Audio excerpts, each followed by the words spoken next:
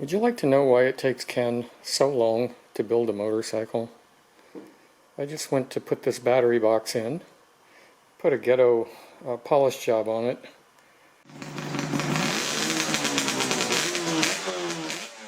But when I go to install it in here, there's these two holes, threaded holes down here with inserts in the frame. These holes aren't used anymore because these are for the belt adjuster for the stock shock absorber. But they're empty threaded holes. So I want to fill them up. I had to tap them out first. There was a little bit of powder coat in there.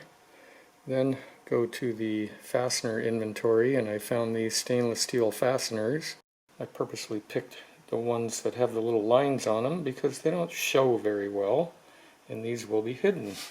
I took a couple of these and chucked them up in this drill press, which is running at its fastest speed, and then I sand the heads of them with 3 grades of sandpaper. Then I went out to the buffer and polished them with 2 different polishing wheels. Then I had to shorten them because I really only need these little stubs, right? Now I have to go out to the belt sander and put a nice lead in on the threads on these little stubby screws. I noticed these 2 screws needed to be sanded and polished also. Those 2 little screws are filling these 2 empty holes. There we go. All better now. Now we can proceed with installation of the battery box. Hang on a minute. I added one more thing.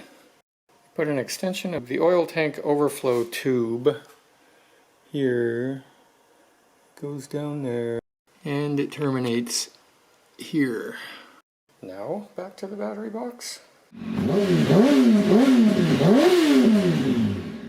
One Toomey battery box installed. I had to change out this hex bolt for a stainless steel socket head cap screw because that one is and that one is.